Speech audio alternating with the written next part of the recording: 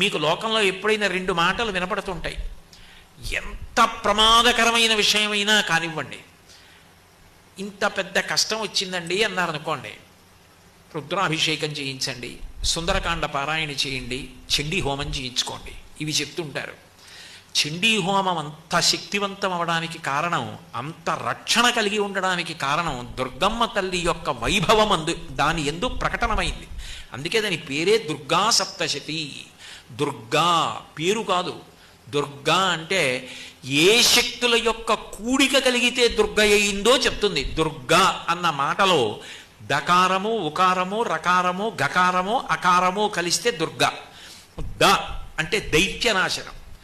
అట్లాగే ఉకారము విఘ్నమును పోగొడుతుంది. విఘ్నం అంటే కార్యహంతి, ఇంకా పని జరగకుండా పోతుంది. అట్లా జరగకుండా పోయేటట్టు చెయ్యగలిగిన, విఘ్నమును తొలగించగలిగినటువంటిది ఆ